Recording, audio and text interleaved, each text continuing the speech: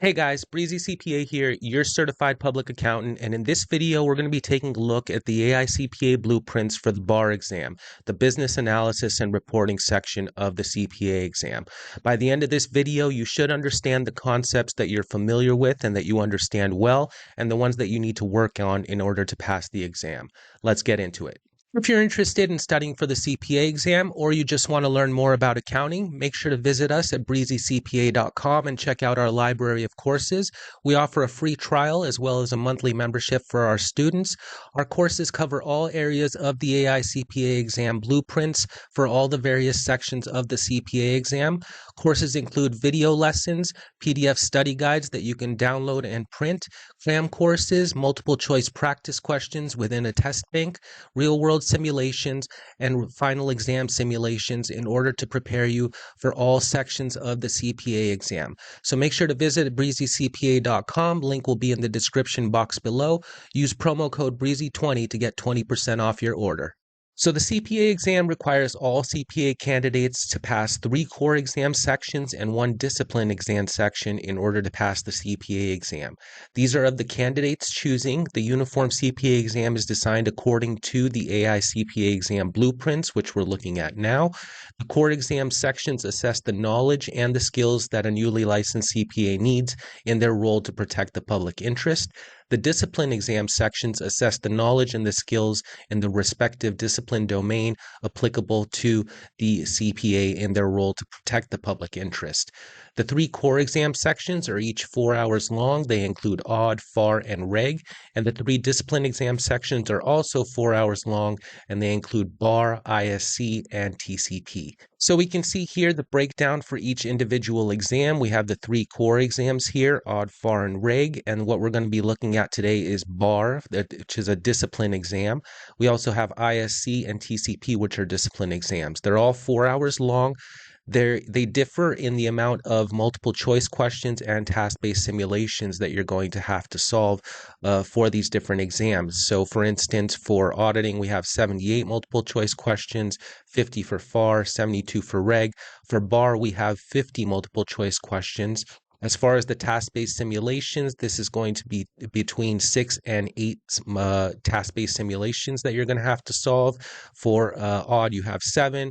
For reg, for FAR, you have 7. For reg, you have 8. And for BAR, which we're going to be looking at, you have 7 task-based simulations, which you're going to need to solve. As far as the weight that is distributed between the multiple choice questions and the task-based simulations, for most of the exams, this is going to be a 50-50 distribution. So 50% of the weight of the exam is going to be on the multiple choice, 50% is going to be on the task-based simulations. The only exception is for ISC, where it is 60-40. But for the bar exam, it's going to be 50% of the weight on the multiple choice questions and 50% of the weight is going to be on the task-based simulations. So 50 multiple choice questions, that is going to be 50% of your exam score. 7 task-based simulations, that is going to be the other 50% of your exam score for the bar exam. Each exam section is going to be 5 parts, and these are called testlets. So testlet 1 and 2 are going to be your multiple choice questions, and these are going to be divided 50-50. So we have 50 questions for bar. So there's going to be 25 questions on the first testlet, 25 questions on the second testlet, and the next 3 testlets are going to be your task-based simulations. So here we're going to have 2 questions on the first testlet, 3 on the second, and 2 on the final testlet for bar. So what does the BAR section of the CPA exam cover? It covers everything related to business analysis and reporting. So the BAR section, the business analysis and reporting section of the uniform CPA exam, assesses a CPA's knowledge and skills when demonstrated with respect to different areas here: financial statement and financial information analysis, focusing on the CPA's role in comparing historical results to budgets and forecasts. The CPA candidate will need to understand technical accounting and reporting requirements under the Financial Accounting Standards Board, as well as any codification under the Securities and Exchange Commission. The candidate will also need to understand financial accounting and reporting requirements under the Governmental Accounting Standards Board.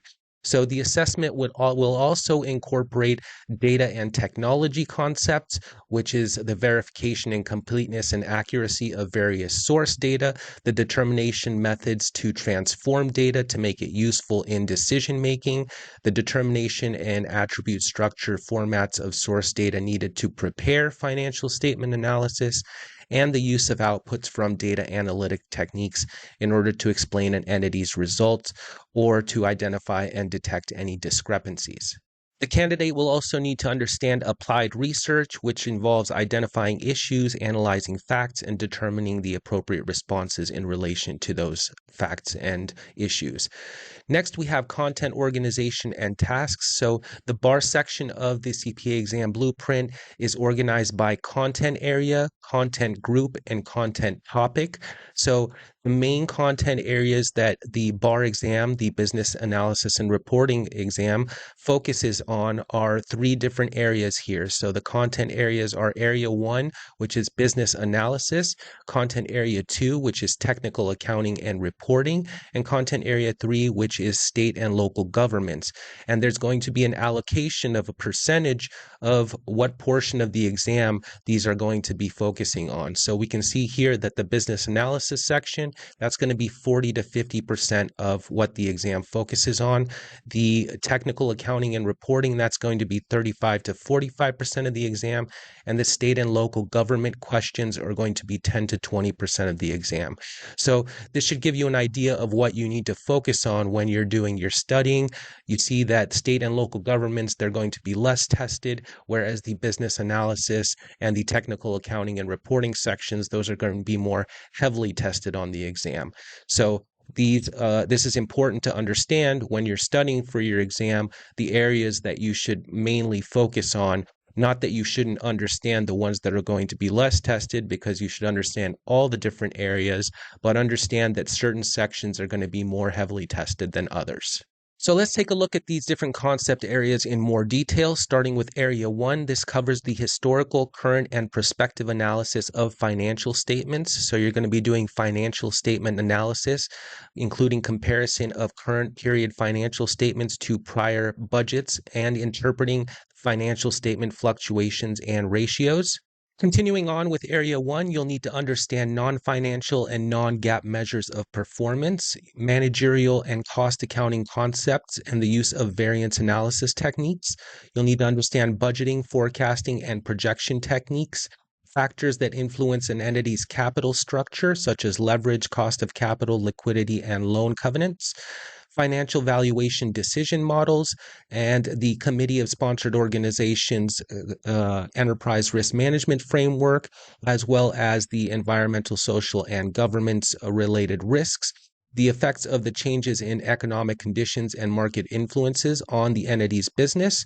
Moving on to Area 2 of the bar exam here, you will need to understand the following concepts: indefinite lived intangible assets, including goodwill, internally developed software, revenue recognition, stock compensation, research and development costs, business combinations, consolidated financial statements, derivative and hedge accounting, leases, publicly company reporting topics specifically focused on regulations SX and XSK, and segment reporting, financial statement, and employee benefit plans. Next, moving on to Area 3 of the bar exam, you will need to understand the following concepts: basic concepts and principles of the government-wide government funds, proprietary funds, and fiduciary funds financial statements, preparing government-wide government fund, proprietary fund, and fiduciary fund financial statements for government reporting entities, deriving the government-wide financial statements and reconciliation requirements, and accounting for specific types of transactions such as net position, fund balances, capital assets, long-term liabilities, and so on. Next, we have the section assumptions. So the bar section of the CPA exam includes, like we mentioned before, multiple choice questions and task-based simulations that you will need to be solving. So in this area here, they are telling you that you are going to need to make certain assumptions when it comes to these types of questions. So candidates should assume that each question applies to a for-profit business entity. So this is a very important concept to remember when you're studying and taking your exam, that the questions are going to be related to a for-profit business entity under US GAAP unless otherwise stated. So for example, if a question applies to a state or a local government, you're going to see the phrases like local government, state, municipality, or city. If you don't see these phrases in the question, then assume that that question relates to a for-profit business entity. Very important tip here to remember when you're taking the exam. Next, let's take a look at the skill allocation. So the skill allocation basically refers to how difficult the type of question is going to be. So the exam applies a skill framework based on something known as Bloom's taxonomy, and this tests based on various skill levels, difficulty of the questions. So you're going to have questions where you're just going to need to remember and understand the material, questions where you're going to need to apply the material, questions where you're going to need to analyze, and questions where you're going to need to evaluate. So the remembering and understanding, those are going to be the easier ones. You just need to remember and understand, whereas evaluation, you're going to need to dive deep into the questions and examine the information that is provided to you on a deeper level. Basically, a task-based simulation would be something like the evaluation. So basically, we have here the remembering and understanding is tested in all three areas of the bar exam. The application skills are going to be tested in all three areas of the bar blueprint. And the analysis skills are tested in areas 1 and 2 of the bar blueprint. So as far as references go, the references detailed below are the sources of the subject matter that is going to be eligible for the assessment in the bar section of the exam. So these are going to include things like the Financial Accounting Standard Board, Accounting Standard Codification, the Securities and Exchange Commission, various references to that. The exam is also going to be referencing state and local government references. For example, the Governmental Accounting Standard Board codification of governmental accounting and financial reporting standards, the Committee of Sponsoring Organizations of the Treadway Commission, and current textbooks on accounting for business entities, state and local government entities, data analytics, economics, finance, managerial, and cost accounting. So taking a look at the summary blueprint for the bar exam, we have the content area allocation and the skill allocation. Again, the content areas were business analysis, technical accounting and reporting, and state and local governments, and these were distributed by these percentages as far as what you're going to see on the exam. And then we have the skill allocation that is going to be the difficulty of the questions that you're going to be seeing based on the skill that you're going to need to answer those questions. So you're going to have analysis, application, remembering, and understanding. The application is going to be the largest portion of 40 to 55%, and the remembering and understanding, which are the easiest questions, those are going to be the least amount of questions that you're going to be seeing on the exam. So now taking a look at a detailed breakdown of each area of the bar exam in particular, we're going to start with area 1 here, which is the business analysis area of the bar exam. And this is going to comprise 40 to 50% of the exam material that you're going to be seeing on the exam. And as we mentioned earlier, this is broken down by content group and topic and by skill. So you have the remembering and the understanding, which are the easier questions. Remember, the application and the analysis and evaluation is not part of the bar exam. So you can see here that for the first section here, we have the financial statement analysis, and you're going to have application questions and mostly analysis questions. So for the financial statement analysis, you're going to need to be able to determine attribute structures, format, and sources of data needed to prepare financial statement analysis. You're going to need to be able to compare current period financial statement accounts to prior period or budgets and explain the variances.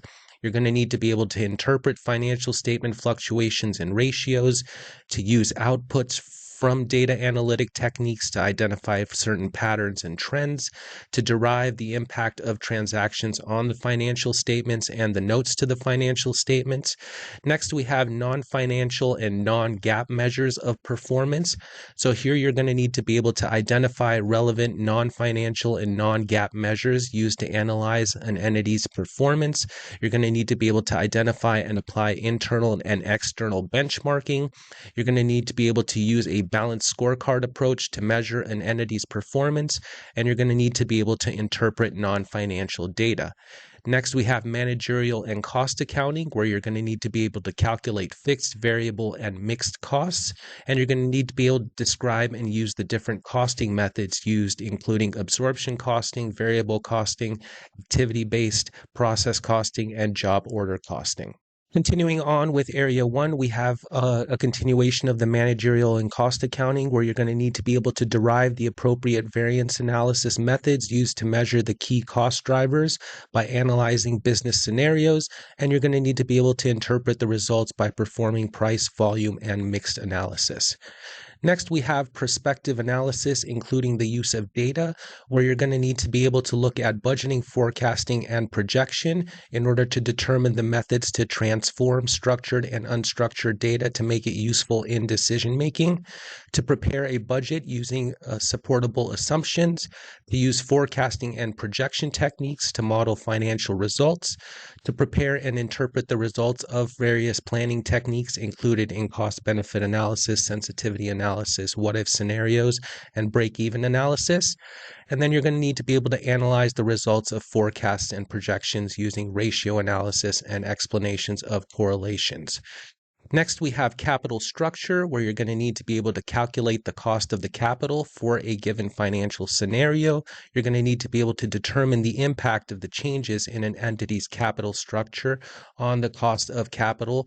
And you're going to need to be able to compare the strategies for financing new business initiatives and operations within the context of an optimal capital structure, and to interpret the impact of various capital structures on the financial statements and key performance measures. Next, continuing on with Area 1 here, we have investment alternatives using financial valuation decision models, where you're going to need to be able to use assumptions and approaches in order to measure fair value.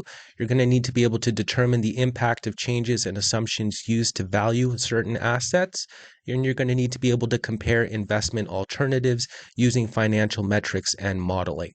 Next, we have risk management, where you're going to need to be able to recall the purpose and objective of the Committee of Sponsored Organizations Enterprise Risk Management Framework.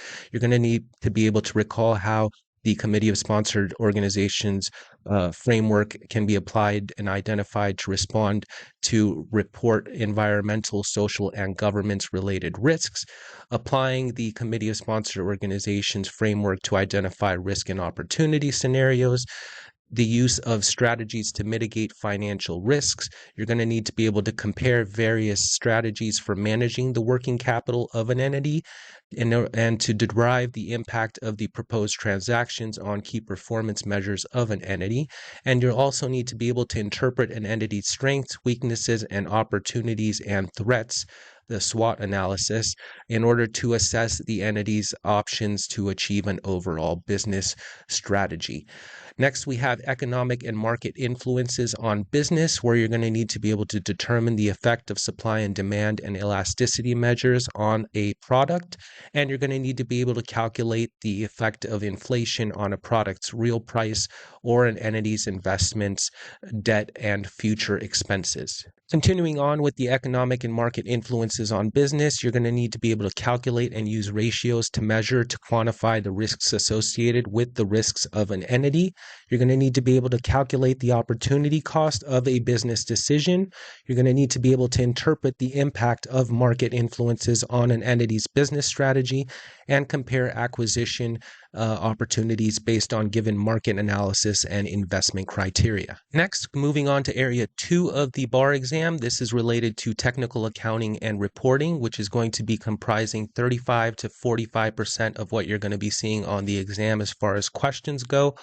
First, we have the indefinite intangible assets, including goodwill, where you're going to need to be able to recall impairment indicators for goodwill and other indefinite-lived intangible assets. You're going to need to be able to calculate the carrying amount of goodwill and other indefinite-lived intangible assets reported on the financial statements. Next, we have the internally developed software, where you're going to need to be able to recall the criteria necessary to capitalize software development for internal use or software developed for sale in the financial statements. And you're going to need to be able to calculate the capitalized software development for internal use or software developed for sale. Next, we have revenue recognition, where you're going to need to be able to interpret agreements, contracts, or other supporting documentation to determine the amounts, timing, and revenue to be recognized in the financial statements using the 5-step model. And you're going to need to be able to interpret source data and outputs from data analytic techniques. Next, we have stock compensation, where you're going to need to be able to recall the concepts associated with share-based payment agreements, and you're going to need to use given fair value measurements of a shared-based payment agreement classified as equity to prepare journal entries and to recognize compensation costs. Continuing with Area 2 and stock compensation, you'll need to use the given fair value measurements of a shared-based payment agreement classified as a liability to prepare journal entries to recognize compensation costs. Next, we have research and development costs, where you'll need to identify research and development costs and classify the costs as an expense in the financial statements. You'll need to calculate the research and development costs to be reported as an expense in the financial statements. Next, we have business combinations, where you'll need to recall the concepts associated with accounting for various business combinations. You'll need to prepare journal entries to record identifiable net assets acquired in a business combination. You'll need to prepare journal entries to record identifiable net assets acquired in a business combination that includes non-controlling interest. And you'll need to calculate the consideration transferred in a business combination. Next, we have the consolidated financial statements, where you'll need to recall the basic consolidation concepts and terms. Continuing on with consolidated financial statements, you'll need to recall the basic functional currency concepts, including the indicators to be considered when determining a subsidiary's functional currency, to calculate the foreign currency translation adjustments, and to determine the appropriate presentation of foreign currency translation adjustments in the consolidated financial statements. Next, we have derivative and hedge accounting, where you'll need to identify the characteristics of a freestanding or embedded derivative financial instrument to be recognized in the financial statements, to identify the criteria necessary to qualify for hedge accounting, to recall the appropriate presentations of gains or losses on derivative financial instruments, and to use given inputs in order to prepare journal entries to record the settlements and exchanges in fair value for interest rate swaps that qualify for hedge accounting. Next, we have leases, where you'll need to identify the criteria for classifying lease agreements for a leaseor. You'll need to be able to calculate the carrying amount of a lease-related asset and the liabilities and prepare journal entries for the leaseor. And you'll need to calculate the amount of lease income that the leaseor should be recognizing in the income statement. Continuing with leases, you'll need to prepare journal entries that the seller and the lessee should record for the sale and leaseback transactions, and interpret agreements, contracts, or other supporting documentation to determine the appropriate accounting treatment for various lease agreements. Next, we have public company reporting topics, where you'll need to recall the public company reporting requirements of Regulation SX and SK, and you'll need to recall the purpose, objective, and key characteristics of XBRL business reporting. You'll need to recall the criteria used to identify reportable segments, and you'll need to recall the financial statement note disclosure requirements for reportable segments. Next, we have financial statements and employee benefit plans, where you'll need to identify the required financial statements for a defined benefit pension plan. You'll need to recall the disclosure requirements for the notes to the financial statements of a defined benefit pension plan and a defined contribution pension plan. And you'll need to prepare a statement of changes in net assets available for the benefits for a defined benefit pension plan and a defined contribution plan, as well as prepare a statement of net assets available for the benefits for a defined benefit pension plan and a defined contribution pension plan. Lastly, we have Area 3 of the bar exam, which relates to state and local governments, and this is going to comprise 10 to 20% of what you're going to be seeing on the exam. This is the smallest portion of the questions that you're going to be seeing on the exam, but do not neglect studying the state and local governments. I know state and local governments aren't the most exciting topic to study, but it's very important that you do study this area, even though there are going to be fewer questions, because you may get a couple of task-based simulations just based around this area, and you don't want to be stuck not knowing the state and local government requirements here. So The first area here is going to be the government-wide financial statements, where you'll need to identify and recall basic concepts and principles associated with the government-wide financial statements. You'll need to prepare the government-wide financial statement of net position for state and local governments from trial balances and supporting documentation. And you'll need to prepare the government-wide state and statement of activities for state and local governments from trial balances and supporting documentation. Next, we have government funds and financial statements, where you'll need to identify and recall the basic concepts and principles associated with governmental fund financial statements. You'll need to prepare the statement of revenues, expenditures, and changes in fund balances for governmental funds and state and local government from trial balances and supporting documentation. And you'll need to prepare the balance sheet for governmental funds and state and local governments from trial balances and supporting documentation. Next, we have proprietary fund financial statements, where you'll need to identify and recall the basic concepts and principles associated with proprietary fund financial statements. You'll need to prepare the statement of revenues, expenses, and changes in fund net position for proprietary funds of state and local governments from trial balances and supporting documentation. And you'll need to prepare the statement of net position for proprietary funds of state and local governments from trial balances and supporting documentation, and prepare the statement of cash flows and proprietary funds of a state and local government. Continuing on with Area 3, we have the fiduciary fund financial statements. So here, this is the format and content of the financial section of the annual comprehensive financial report that is continued here. So you're going to need to identify and recall the basic concepts and principles associated with fiduciary fund financial statements, prepare the statement of changes in fiduciary and net position for fiduciary funds of state and local governments. You'll need to prepare the statement of net position for fiduciary funds for state and local governments. Next, we have the notes to the financial statements, where you'll need to recall the disclosure requirements for significant accounting policies. You have the management's discussion and analysis, where you'll need to recall the objectives and components of the management's discussion and analysis in the annual comprehensive financial report for state and local governments. Next, we have the budgetary comparison reporting, where you'll need to recall the objectives and components of budgetary comparison reporting in the annual comprehensive financial report for state and local governments. Next, we have the required supplementary information and other management discussion and analysis, where you'll need to recall the objectives and components required for supplementary information other than management discussion and analysis in the annual comprehensive financial report for state and local governments. And lastly, here we have the financial reporting entity, including blended and discrete component units, where you'll need to recall the criteria for classifying an entity as a component unit of a state or local government.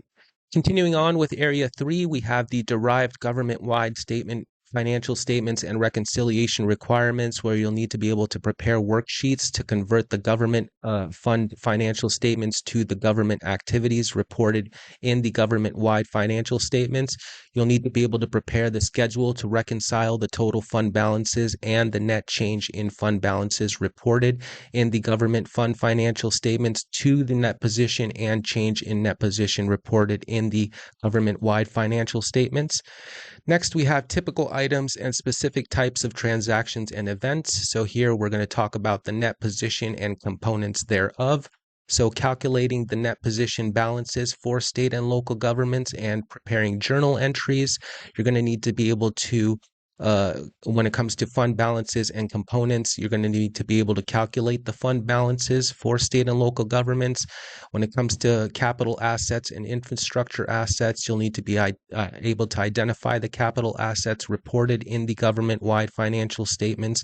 You'll need to be able to calculate the net capital asset balances for state and local governments and prepare journal entries.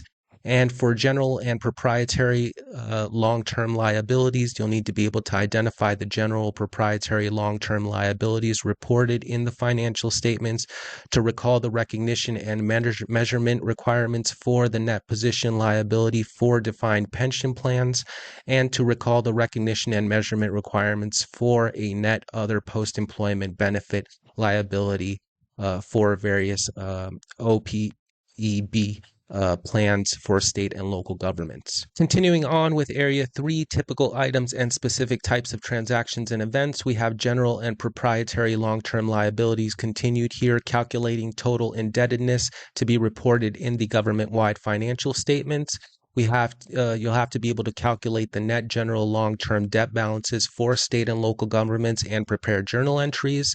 Then we have interfund activity, including transfers, where you'll need to be able to prepare eliminations of interfund activity in the government-wide financial statements, to prepare journal entries to recognize interfund activity, and to calculate the amount of non-exchange revenue to be recognized by state and local governments using the modified accrual basis of accounting, and prepare journal entries, and to calculate the amount of non-exchange revenue to be recognized by state and local governments using the accrual basis of accounting, prepare journal entries. Next, we have expenditures and expenses, where you'll need to be able to calculate expenditures to be recognized under the modified accrual basis of accounting, and to calculate expenses to be recognized under the accrual basis of accounting. And next we have here budgetary accounting and encumbrances, where you'll need to be able to recall and explain the types of budgets used by state and local governments, prepare journal entries to record budgets of state and local governments, and to prepare journal entries to record encumbrances for state and local governments. So that is a comprehensive look at everything you need to know for the bar exam based on the AICPA blueprints. So hopefully you got a better understanding of the topics that you know well and what you need to study more in order to be prepared for the exam. If you're interested in signing up for this exam, you can visit us at breezycpa.com. We offer a bar course that is comprehensive and covers all of the different areas that we looked at on the AICPA blueprint that we just went over. Each area has a lesson that covers all of the specific areas that we discussed, as well as questions, study guides, and a cram course for the bar exam to get you prepared for whatever they throw at you on exam day. If you enjoyed the video, make sure you hit the like button, subscribe for more content, and I'll see you guys in the next one. Thanks for watching.